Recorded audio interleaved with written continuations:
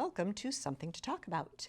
As you noticed from our introduction, we will be learning all about an upcoming Eagle Scout project that you might want to get involved in, or you might just want to know about it. But before we meet our wonderful guest for this evening, I do have a few little housekeeping rules. If you are interested in, if you have a question for our guest, you can always give us a call this evening. We are live, and you can give us a call at 781-270-9199. If you are not live this evening with us, you can always email me at talk@bcattv.org. If you have a question, I can make sure that our guest is notified of that. We have a real crew this evening. It's more than just one person. So we have Chris Rose, Chris Flaherty, and John Vias, who are giving up their Wednesday evening to come hang out at BCAT and make sure that this show runs smoothly. And as always, I want to thank my husband Paul for staying home for Daddy Date Night. Not sure what you guys are up to, but I'm sure you're having fun. Now, I would like to introduce you. We have a little hybrid episode going again, but that's okay. I would like to introduce you to Jenna Casey, who is a current Life Scout in the Scouting BSA program. So, welcome, Jenna. Thank you for having me. Yay. So, yes, you're going to be like my token Scout BSA because, yes, I definitely want to find out about your Eagle project, but, having girls in Boy Scouts or now Scouts BSA, it's still pretty new and a lot of people aren't really sure what's going on. So we might touch upon that a little bit. So Hey, that's fine. welcome. So before we get into the scouting discussion, can you tell me a little bit about yourself? I'm guessing that you grew up in Burlington, but maybe you transplanted somewhere else. Where you are currently going to school, what are your plans for next year or beyond? So let's start with that. All right. I am a senior at Woburn Memorial High School. I actually live in Woburn before girls were officially allowed in, like it was mandated April 1st. The Burlington troop actually reached out and was with open arms, very accepting, like, we want to give this a try. We'd love if you'd come to the Burlington troop. And of course, we asked the Woburn troop, but the Woburn troop wasn't that open to change, which is fine. It's completely new. So yeah, we kind of just merged with the Burlington troop. They've been nothing but helpful ever since. I really like STEM, so science, biotechnology. It's what I want my major to be. I'm about to go to college. I think I'm going to go to UMass Boston, but we'll see. So hopefully you applied there already. Yes, I have. I've gotten in, but I've gotten into a few schools, so I'm still weighing my options. All right, stand at the top of the stairs, throw all the acceptance letters down, and whichever one hits the bottom is the one you want to go to. I don't know. It's completely random. So let's get into scouting a little bit more. Why did you want to join Boy Scouts? Or it was Boy Scouts at the time, now it's Scouting BSA. Yep. So my friend actually originally kind of dragged me into Scouts. This was years ago when girls still weren't allowed in Scouts. It was because there are a few sections of Scouts. There's Cub Scouts, there's Venture Crew, there's Boy Scouts, there's Sea Scouts. And we were in Venture Crew together. Oh, that's right. I forgot about Ventures. So I had a bunch of fun with that, a bunch of fun with my friends. I got to kind of like dip my toe in and see what actual Boy Scouts were doing. And that kind of really interested me and made me really want to get my Eagle Scout. Okay. So just for people who might not be familiar, as you know, I'm like maybe too much involved in scouting. But Venture Crew has been around for a really long time, venturing, and it used to be exploring, and Venture is high adventure for boys and girls from the age of 13 to 21. I think it's 14 through 21, 14 but yes. through 21. Okay, so 14 through 21. And instead of being focused on achievements and ranks like traditional scouting is. It's more of just like the let's plan whitewater rafting, or let's plan, rock climbing or spelunking or whatever you can come up with. Is that kind of a fair assessment? Pretty much. Yeah, it was a little bit less intimidating than Scouts. It was a little bit, let's rent a cabin and go have a fun night. And Scouts is like, all right, it's cold. Let's go camp out. Like, we're going to cook all of our food. It was a little bit more slow paced. Yeah, a little too much structure there. So did your friend, how many of your friends, and, counting you, ended up joining Scouts when girls were finally admitted to the Scout BSA program? There was 3 of us originally. My friend Teresa and Catherine. Teresa actually just got her Eagle Scout. Yay. And yeah, Catherine had a lot on her plate, so she decided Scouts wasn't for her, but we all joined together. Okay. Now I'm looking at, I love the uniform. Now you have a bunch of merit badges, and I know that in order to advance in rank, part of it is the time you spent at a certain rank. Then you also have to perform, a number of service hours, is it? And then you also have to earn a certain number of merit badges. And since you were coming in later, because you are a senior, so you probably only started your sophomore year, how did you catch up to all the other Scouts who have been doing it since they were, 13 years old? It was a little bit difficult. I went in bright-eyed, bushy-tailed, ready to get all my advancement done. Of course, I had a bunch of questions, which everyone in the troop was happy to explain. But yeah, it's been the time requirement they give, which is about 2 years, is plenty enough time to advance and have that time requirement for the upper ranks. So yeah. So do you want to explain what the process was and what you had to do to advance? And is it like a competition, or is it just kind of self-driven? It's more self-driven. Some of the lower ranks are pretty basic stuff. Repeat this, explain this, what is this for? And as you get higher, there's more how do you treat simple cuts and bruises? How do you treat this? And then as you get further up, you learn more advanced skills. So more advanced first aid, stuff like that. And once you hit, I believe, first class, there is a time requirement. And there's a couple merit badges you have to do, if I'm correct. And then there's STAR, and then there's life. So there's a time requirements for the upper levels. STAR and life, I believe, have 6 months. Okay. Of being active in the troop, holding a leadership position, doing service hours, completing merit badges, stuff like that. So what were some of the leadership roles that you had to hold in order to fully participate in the program? There is a lot of leadership roles available in the troop. At first, actually, my first meeting, once I walked in and met everyone, I was elected patrol leader for the patrol I was put in, which is amazing. After that, I was den chief, so I was working with the Cub Scout troop, or the pack, I guess, and just helping them along with activities and stuff. Recently, I was ASPL. So the way the troop is, it's the SPL at the top. They basically guide all of the Scouts. They have a little insight from the adults, but mostly it's them telling everyone what to do, where to go, planning everything out. Okay. ASPL just helps the SPL. Okay, so SPL is Senior Patrol Leader.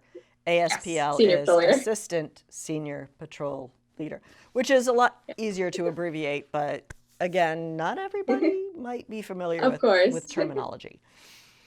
So before the show started, You were telling me about one of the trips that you went on, where you got some extra bling.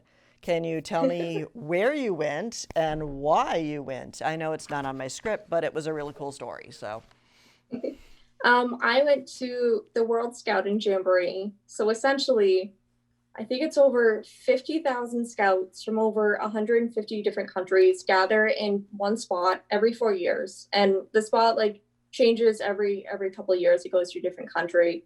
A few okay. years ago, I was lucky enough to have it in the United States. It was down in West Virginia. Um, of course, they sent me a letter. They're like, we want females here. We want to be represented. So that was really cool. I had a troop full of girls from all over the US. We'd Wow. never met each other. How It did they was figure out, like, was it like an application process that you had to apply and figure out like personalities, who was, you know, who was matched up with whom, and did you share a tent with this person, and how did they form that? And then I'll shut up and you can keep telling me about your experience. so there were two troops there. There was 40 girls in each.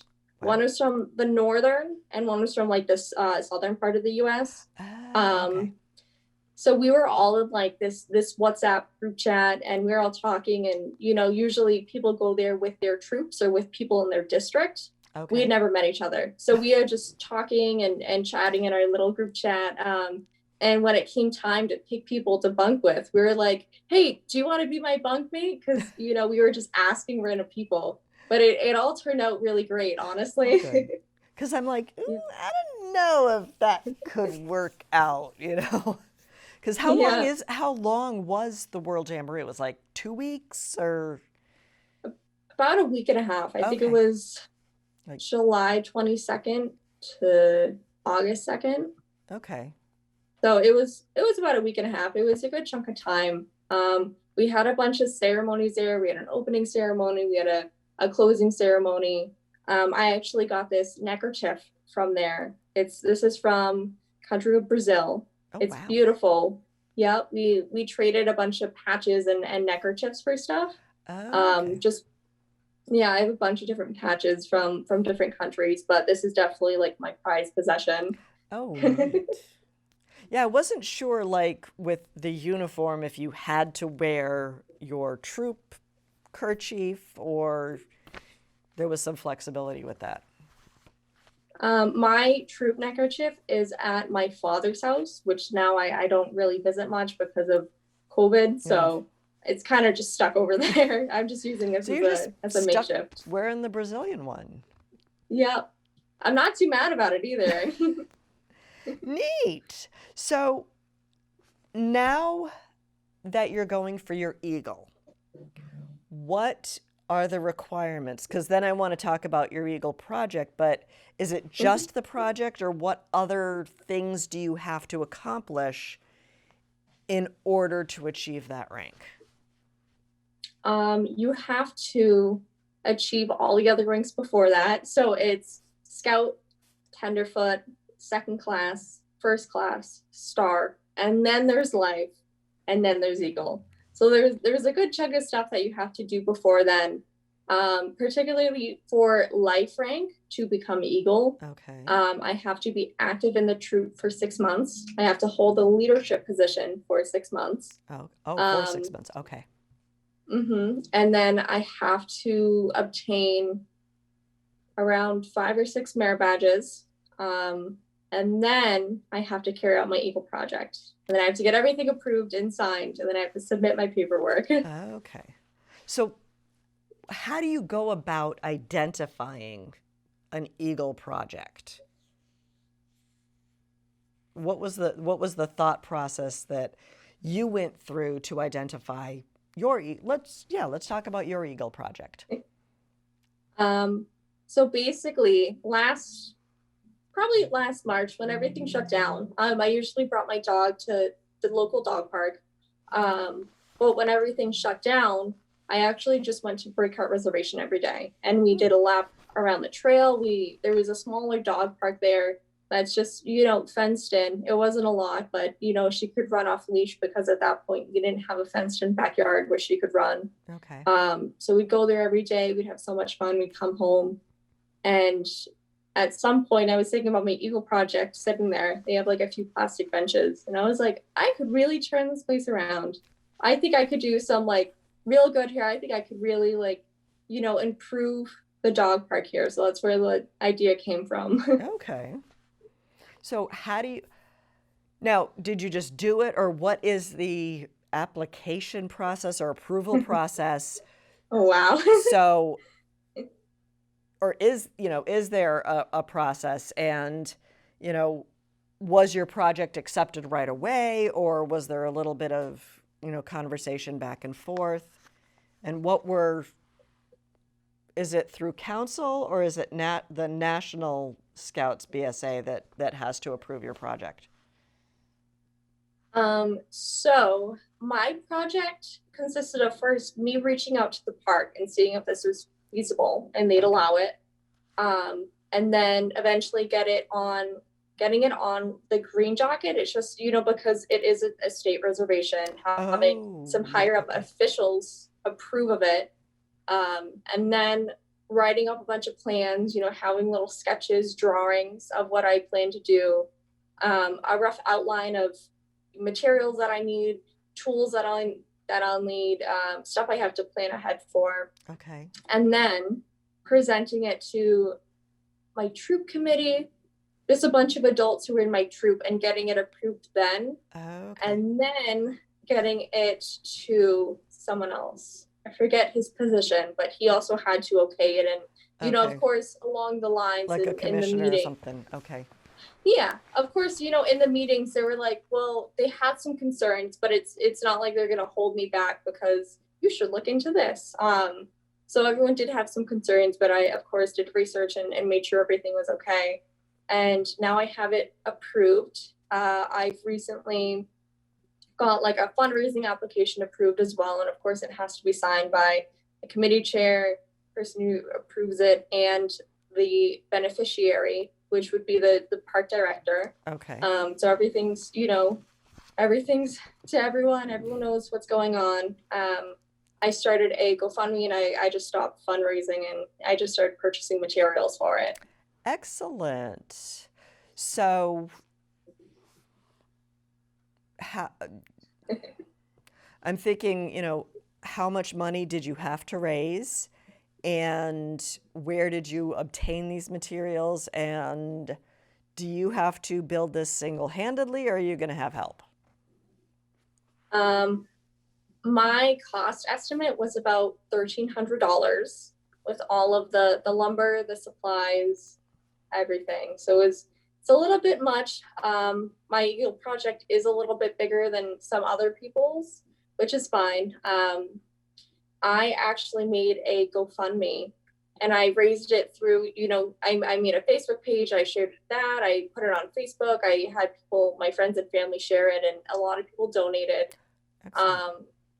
I actually just purchased materials from Home Depot, which Home Depot gave me like a pretty big discount just because I am working off of donations. Great. And any extra donations I have at the end go directly to Break Heart Reservation. Oh, excellent. Now, when you were purchasing your materials, there are consumables like lumber or concrete or cement or whatever. But what about like the tools themselves, like saws or hammers or shovels or that stuff? What do you do with it afterwards? Or did you need to get like stuff like that, like the tools themselves? No, I did not. I plan on having the adults and scouts who do volunteer and help, because I can't do anything. I just instruct people to do. It's a leadership project. Okay.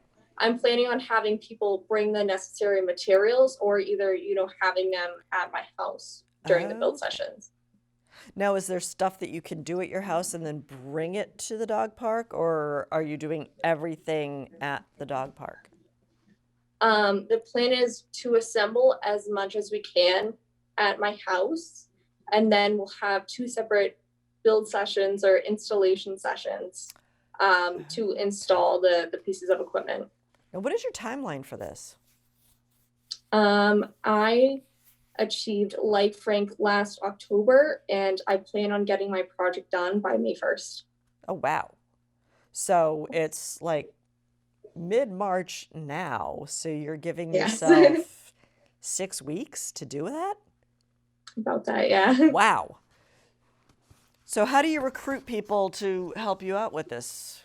Your build crew. Is that part of the leadership experience is, bribing people? No. I mean, yeah, it's recruiting scouts for my troop to help volunteer. Through my Facebook page and my GoFundMe, I did have a few families and scouts reach out and say that they'd love to help with my building process. But yeah, during the build sessions, I am going to get some sort of snacks and pizza or something to try and bribe people. Will work for pizza. Now, yeah, exactly. With my experience in scouting, I've learned that each scout trying to earn his or her Eagle project has a mentor. What is that mentor role? Is it something you choose? Does the mentor choose you? How does that whole process work with a mentor? So a mentor is an adult, most likely in your troop, who essentially guides you along the way. They let you know what you have to do for paperwork, what you need to improve on, what the next steps are, because once you start your Eagle project, I felt completely like I was flying blind. I was like, all right, I'm done with this. What do I do now? Okay. So they're basically there to tell you the next steps. Usually it's an adult in your troop who you pick. Some adults will be like, I've been through this before. Like, if you'd like me to be your Eagle mentor, I'd be happy to. Oh, okay. So it kind of goes both ways, but most of the adults are very helpful. And yeah, my Eagle mentor is the committee chair for our troop. It's Mr. Wadilla. Oh, great. And does he have experience? Oh yeah, I think he's actually an Eagle mentor for one of my friends' Eagle project at the same time as he was my Eagle mentor. So wow. they can, yeah, there was a lot of juggling information. Now the real question is, does he like dogs? He has a dog. Oh, perfect. So your dog and his dog can be guinea pigs and check out all. So what exactly are you going to do at the dog park? We talked about materials, but materials for what? So I plan on making and installing 2 wooden benches, a wooden agility ramp for them to run over, and a tunnel for the dogs to run through. Ooh, how are you going to make the tunnel? I plan on getting polyethylene drainage piping, which is basically black piping that's usually used for drainage. Okay. So it can withstand the outside and the weather and stuff. And I need to get it big enough so most dogs can run through. I'm trying to find a 36-inch diameter, which is apparently impossible. Oh no. So yeah, I'm getting in touch with a lot of different people and asking.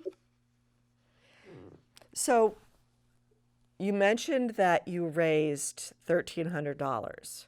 Mm-hmm. How did you get to that figure? I mean, how did you figure out what polyethylene pipes cost and where do you find them? Because you probably can't just go to the Home Depot and pick up a pipe. Maybe you can, I don't know. But what kind of research did you have to do to figure out, I want to put in an agility ramp and I want a tunnel, and how did you go about that process? So first of all, oh gosh, I actually raised about $1,600. Oh wow, okay, sorry. Yes. Oh no, sorry if I misled you. So $1,300 was my goal. It was my estimated cost. People actually donated more than I need, which is amazing to have some sort of cushion. Some sort of, yes, cushion. And of course, everything after the fact goes straight to the reservation. Okay. And so I kind of came up with it with just looking at the materials, finding out, counting them, finding the prices, coming up with like this master spreadsheet and adding it all up. Okay. And for the ramp, I actually made building plans myself, which is not that Well, easy, no. I definitely had to have a little bit of imagination to create that. And it's still going to be a little bit rough, and I'm still trying to figure out how to go about it, but that's part of the process. It's being like, all right, I need this, I will get extra wood. Okay. There's going to be 4x4s here, how many do we need? All right, let's get extra stuff like that. It's just accounting for materials that you don't necessarily know that you'll need, but still, Okay. maybe overpricing them a little bit just so you have some sort of cushion. Because there's Um, always something that comes up. I am an HGTV junkie. So every time somebody plans, a home improvement thing, there's always a contingency plan or that yes. cushion. So now, when you were developing all of these plans, did you visit other dog parks? Did you talk to developers? Because Burlington has a relatively new dog park, and I think they have a whole committee, and it's managed through the rec department. And did you do any partnering with anyone, or is this kind of just like you're working with Breakheart Reservation and that's it? Um, I haven't really gotten any feedback from people who worked on dog parks. It's mostly just me looking at different ones, finding out what materials I can and can't use. I kind of partnered with Home Depot because they did give me a very good discount, which Okay. was very generous of them. But yeah, it's mostly just online research and trying to figure out what I can and can't use. And I am partnering with the reservation as well. Now, you mentioned the ramp and how it's going to be made out of wood.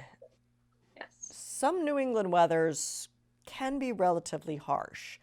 So, are you getting pressure treated, or how do you anticipate protecting this dog park so your addition to it lasts a while?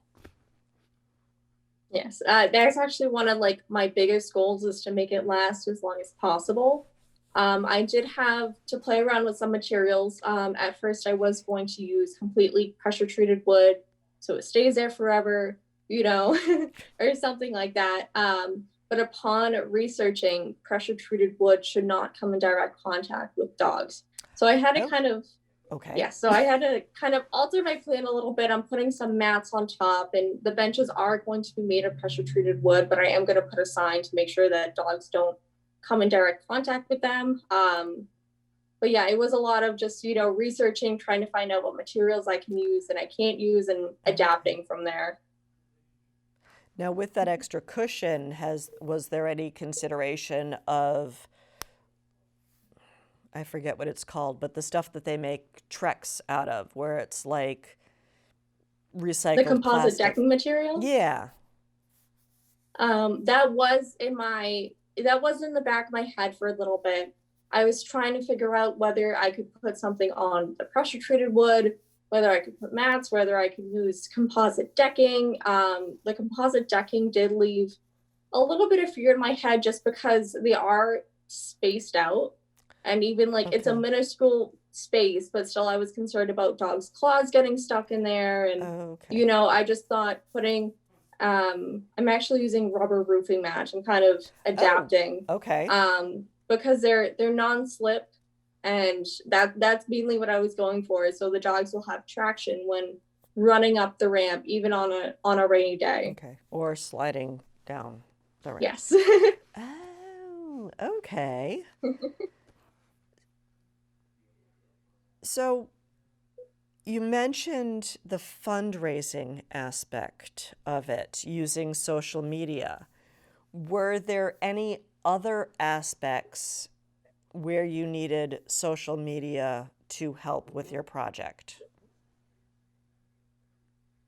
Or like what other considerations did you need other than, the fundraising aspect, which is huge, but Yeah.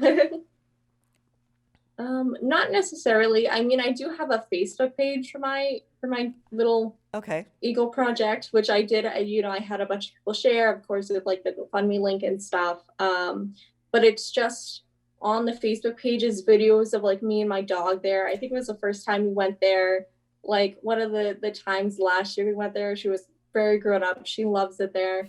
The cost breakdown, the my kind of my story, this is my Eagle project, my explanation. Okay. And I'm gonna keep updating it as my project progresses. So I'm Kind supposed of to like get a a blog type delivery, thing, or kind of, yeah. Just letting everyone know this is what's going on right now. I'm supposed to get a delivery Friday of all the materials, so hopefully I'm gonna post that on there and be like, look what we did, like yay. it's going in your driveway, and you won't be able to move your car for 3 months. Well, a month and a half.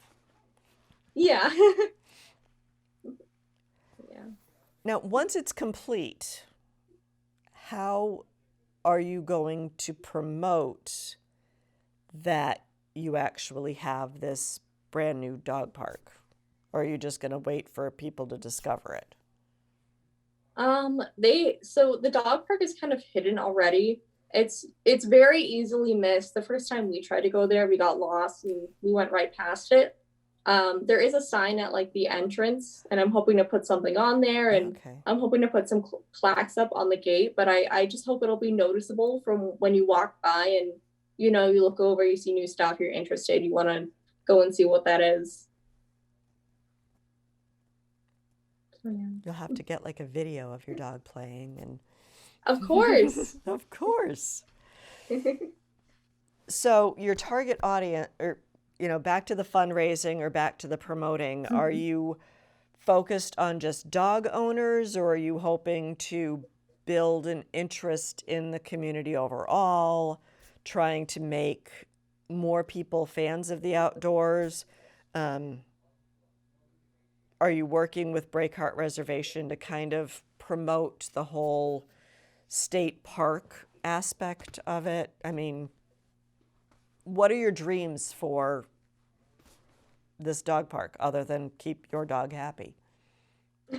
I'm just hoping more people will utilize the space. Honestly, I'm mostly targeting dogs and dog owners or dog walkers within the park. I'm trying to add pieces of equipment that interest both. So we have the ramp and the tunnel for the dogs, and we have the wooden benches for the owners. So I'm just hoping that the space gets utilized more because it's a little run down right now. It's very muddy. There's plastic benches. Who wants to let their dog run around in the mud? Dogs love But it though. yeah, oh yeah, owners hate it, but dogs love it. But yeah, I'm just hoping to create a better atmosphere and environment for the dogs, and just a better little play place for them as well. Now, I know I'm kind of bouncing all around here. Before you have your build at the actual dog park, what type of preparations do you need to make at the current dog park to prepare for the new benches, the agility ramp, and the tunnel? Because you mentioned that it was So really muddy. yes. So first, I have two wooden benches, a wooden ramp, and a tunnel. We are going to assemble the benches at my house. We're going to build parts of the ramp at my house. The ramp is too big to transport. Okay. So we have to transport it in pieces, and we're going to transport the tunnel as well. And then once we get there, we're going to have two separate build sessions. One is to just install the benches. We have to cement them in. The other one is to bring the pieces of the ramp on site and the tunnel on site, Okay. and assemble the tunnel and assemble the ramp and assemble the tunnel to a little grounder to make sure that it's steady. And kind of like dig out little spaces for the tunnel and the ramp too, just so they fit properly. Okay. How are you getting all this stuff? Because, it's been a while and I've only been to Breakheart Reservation a couple of times, but that's kind of a tough trail to like schlep concrete through. So do you just have very strong individuals helping, or is there a way you could get vehicles in there, or what kind of thought processes have gone involved or have you taken with that? I plan on either having personal vehicles or a state vehicle bring them in and just drop them off at the park. I don't think it would be nice to have my volunteers carrying full benches for half a mile. Exactly, um, but are the paths big enough for a vehicle to traverse? yes, they do have paved paths along with like Oh, off-road paths. okay. So there's a main path that goes all the way around from the Wakefield side to the Saugus side, and it's paved. You can fit a vehicle down there. So we plan on just like loading it in a truck, having it slowly go through the trails, making, the paved ones, making sure not to hit anyone, or, being very, very, very cautious of the people. Yeah, you kind of won't And want to have any, pedestrian issues. yeah, that'd be bad. Wouldn't look too well for your Eagle project. It's your border review. Well, we only killed 3 people. Okay, We joke. ran over Little two more. tiny So. joke. Now, because, like you had mentioned earlier on, because it's a reservation, it's state property. You also mentioned, state vehicles. Are there special permits that you need to pull, or special permissions to identify which days you're going to be building and what happens in the event of inclement weather, all of that? Because it's a lot of bureaucracies with dealing with state organizations. Yeah. So first of all, I got permission from the park director. That's who I've been communicating with. He passed my project up to the green docket. So like higher up officials who Okay. approve of stuff happening within state parks. There's not a lot of permits I have to have. I do have to alert dig safe and, show them where I want to dig, because we do have to Okay. cement the benches in. But yeah, there's not a lot going on. I do have a fallback plan in case, one of my build session days is rained out and stuff. Of course, we're gonna do our best to maintain, like, keep everyone safe if the weather is unsafe. But yeah, that's pretty much, like, besides all the approval, getting my Eagle project approved, that's mostly the permissions and stuff I've gotten. So what is your backup plan? You mentioned you have one, so now I want to find out what it is. Or is it just like a rain date? Or My backup plan, yeah, it's basically just a rain date in case stuff gets rained out or the weather is unsafe to build in. now, what are your goals after your Eagle project? Do you know what the steps are? Okay, it's done. Now what? Hopefully to complete my Eagle project paperwork and get Eagle Scout. Okay, now my understanding, and again, this is just my understanding, it could be completely wrong. Now, after your project, do you have like another review of the project itself? And who is that review with? And then what other elements of achieving your Eagle rank are folded into that along with your project? Does that make sense? Yes. So after my project, there's not that I'm aware of, at least, there's no like Eagle project review. Of course, you just fill out your paperwork, you have everything that you've done in there, you submit that along with, the merit badges you completed, stuff like that. And then you get a board review, which you need a board review to advance rank. Okay. So of course it's an Eagle board review. It's super scary, super nerve-wracking, very special. Well, But yeah. they can't just let anybody be an Eagle Scout. Got to maintain some level of, competency. So who is at a board of review? Is it like, because it's an Eagle board of review, is it like everybody, or is it kind of like the same people who have been doing your reviews, just this time it's more intense questions? I mean, do you know? So usually we have an adult in the troop who takes care of advancement. They're the advancement chair. They organize all of the board reviews. They usually get parent volunteers, but for the Eagle board review, you have to have, I think it's chairman or someone in that. I'm not sure what other adults are in that because I haven't gone through it yet, but I know it's very special. You talk about your project. I'm sure you talk about everything you've done in Scouts, but it's very nerve-wracking. Is there something that you have to study for, or is it just like off the cuff? I mean, do they quiz you on what you learned for your, swimming merit badge or something, or is that like over and done with? Honestly, I'm not sure. Well, what have your past board of reviews been like? They've been very pleasant. Usually a board review, you recite the Scout oaths, the Scout law, the outdoor code, and then you just talk about, your time in Scouts. What do you think could be improved? Who are some adults that have helped you out? What are some things that you'd like to do? What are some fun things that you did that you'd like to do again? Stuff like that. But yeah, they're usually pretty easygoing. I honestly feel like I have to study for the Scout law and the Scout oath so I don't mess up.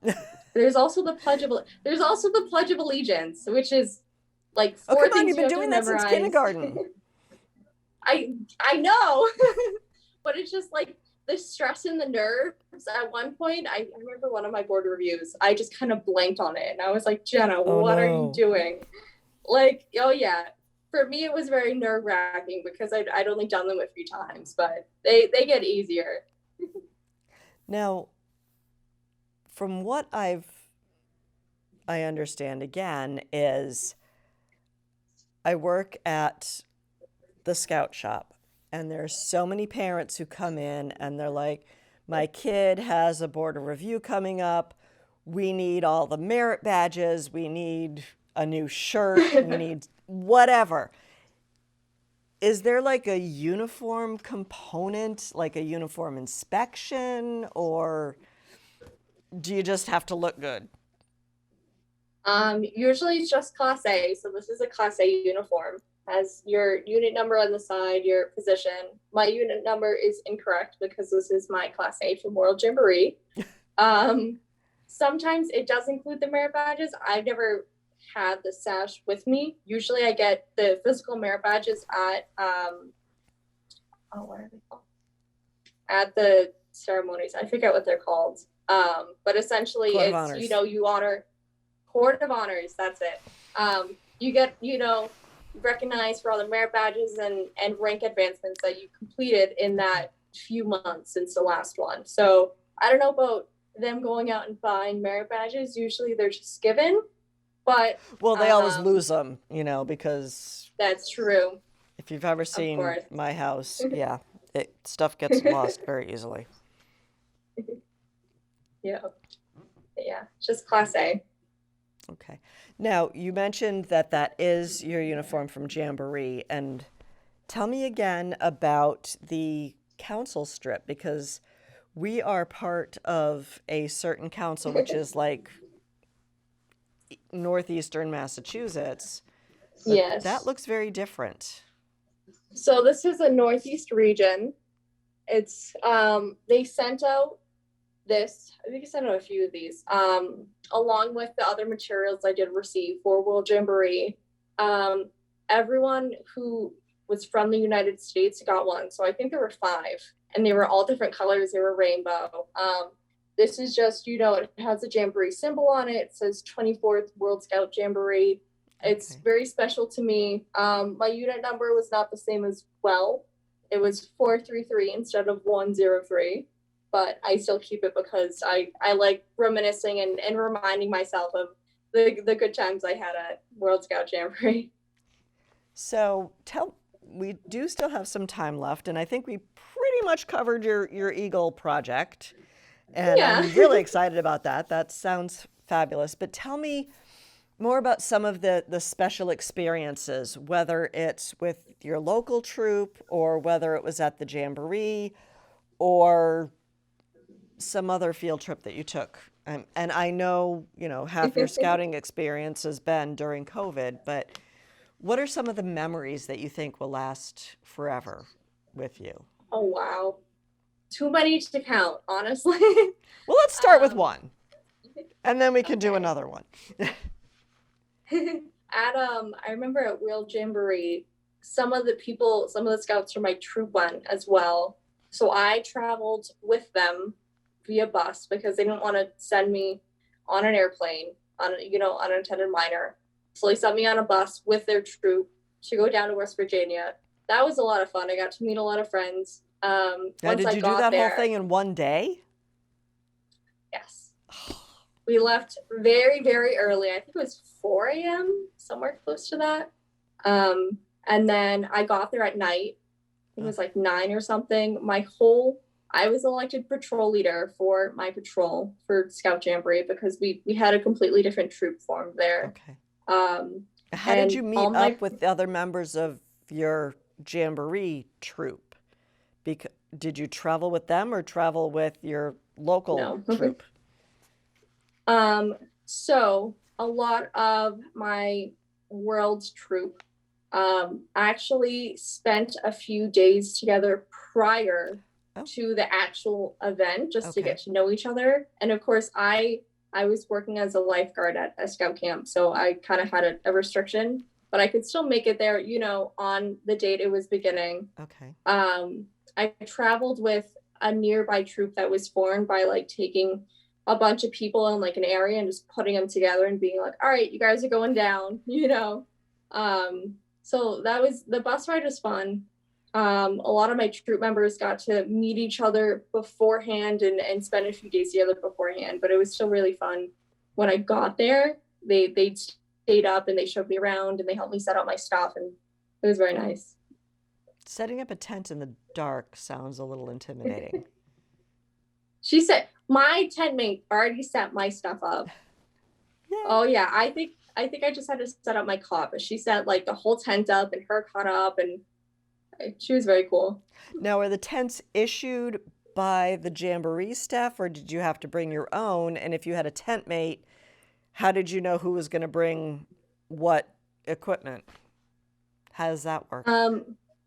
Tents were actually issued by the World Scout Jamboree, so they had like a certain number of tents waiting at our campsite for us to set up. Okay. They had cots as well, so we didn't have to sleep on the ground. That's good. But yeah, at the end we got to keep the tents as well. Oh wow. I still have mine. So tell me about another experience.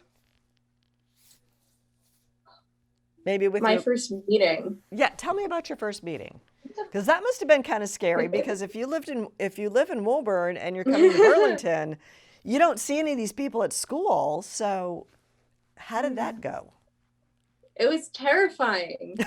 She's smiling now. Yeah, me and my dad actually left early, but our GPS would not take us to the school where the troop was meeting at. We just, so we couldn't find it. We were freaking out trying to like look up the address, look up this. It was a nightmare. Eventually my friend who called me, she was already at the meeting. She was like, "Where are you?" And she helped us get there. And I remember sitting at the table talking with, of course, my dad, my friend's parents, the adults of the troop, and just discussing, what's going on, what we expect. This is what we're doing. It's kind of an experiment if you think about it. That's true. And then I remember asking the golden question, well, when can we like interact with them? And they were like, now. And they just kind of threw us in the deep end and was like, all right, SPL, put them in patrols. Bye. And then, yeah. Oh yeah. It was very scary, but everyone was so welcoming. I was afraid everyone would like boo us out of the room or something. Wow. Like the complete opposite. I don't think I've ever felt like out of place in the troop, honestly. Excellent. Oh. Now, how did they assign you patrols? Is it by age? Is it by personality? Is it, and once they form the patrol, is there ever any shifting because of personalities or anything? I've never seen anyone shifting because of personalities. In my troop, sometimes it's just, all right, everyone pick a buddy. All right, you pair go over here, you pair go over here. Sometimes it's when we have incoming scouts, we put them in a patrol together, just Okay. so they're all in the same boat. They can all lean off of each other They're all and have new. They don't know what questions. they're doing. Oh, that's mean. Exactly.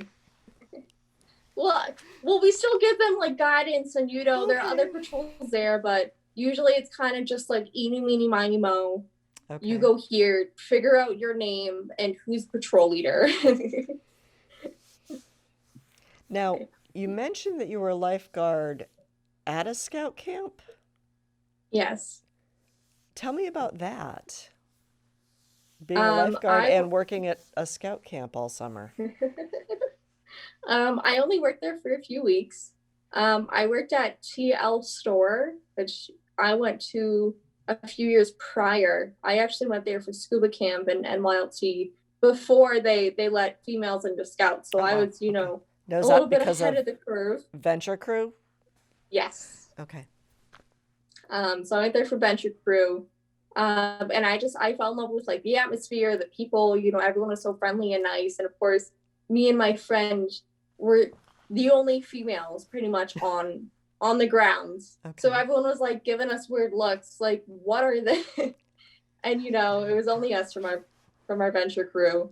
But it was, yeah, I had a lot of memories there, and I remember being like, hi, I'd like to apply for a job. I'd love to be a lifeguard. I'm very interested. And they were like, you can only work a few weeks, but like, of course, we'd love to have you. And it was very nice.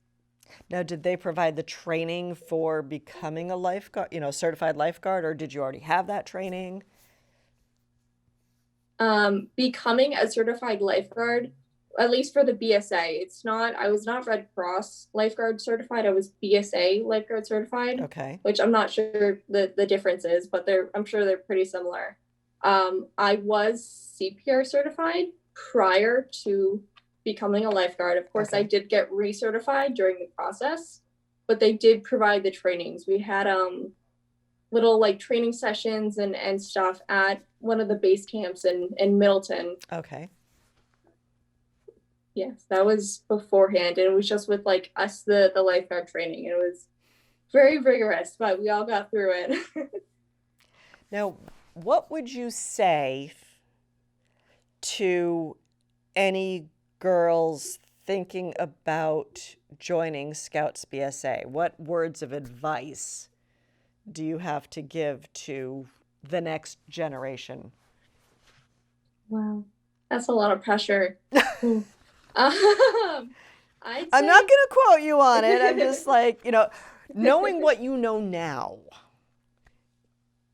what could you advise someone? I would say give it a try. I mean, I was very fond of the idea because I was in venture crew. So it's a lot to jump into, especially when you feel like you're alone. I was only with like two other people. It feels like a lot, but I promise you're gonna get very open, very welcoming reactions, very much like open arms. I've had so many experiences. I have my wall full of just, my neckerchiefs and my little like medals and whatever. Like I made so many friends. I've had so many experiences that I wouldn't have had before. And I look back and I like tear up. I'm like, wow, I'm so glad. I'm so glad. So just give it a try. It may not be your thing, may not be your cup of tea. That's fine. But, try it. Excellent. That's my advice.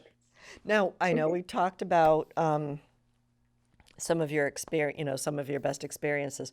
What are some of the skills, like through the merit badge work or even the work that you've done with your Eagle Project? What are most valuable to you? So there's no right answer because Yeah. everybody takes away something different. But what are you glad that you got out of the stuff that you had to do? Knowledge, definitely knowledge, because I feel like I've always really liked the idea of becoming CPR certified, and Scouts just gave me like, you know, an opportunity to do that, and just life skills. I mean, I've learned a lot that I wouldn't have known before, which I'm very grateful for, like first aid. I'm a lifeguard. I've had a lot of leadership training. I went through National Youth Leadership as well, which is very nice. I just, you know, the fact that I know so many things, and it prepares me for when I do go off to college, and when, you know, in the future when I do own a home, and, you know, just stuff to look out for and stuff to be prepared for. Wow, you even got the whole motto in there, you know, be prepared. Prepared for life, Well, you yeah, know, little motto. yeah. They drill that into your brain at some point. They drill it. They don't brainwash you. No, no, shouldn't go in there. Yeah. But anyway, any parting words? Come check out my Eagle project in May. All right, so it will be, are you going to do like a grand opening? Maybe I might just tie a piece of ribbon over the front gate and cut it and be like, woohoo. Woohoo! Little pair of, you know, golden scissors. Yeah. Okay. Well, anyway, thank you, Jenna. I really appreciate your taking the time to come and share your scouting experiences with me, both the general scouting experiences as well as your Eagle project. And, you know, becoming an Eagle is an amazing accomplishment. I think they said, you know, if you end up going in the military, you will rank higher instantly. You'll get like an extra off, you know, you'll step up. Mm-hmm. College admissions, they look for that. Yes. Everything, just, you know, it's just an amazing accomplishment. So I'm very happy for you. I'm really glad that you took the time to come and share your story with me. And I also want to thank everyone at home for tuning in this evening. I hope you are inspired by the next generation coming and learning those leadership skills and learning community service and making the world a better place, whether it's for humans or otherwise. So anyway, thank you very much for tuning in. Have a wonderful evening, and I'll see you around town. Good night.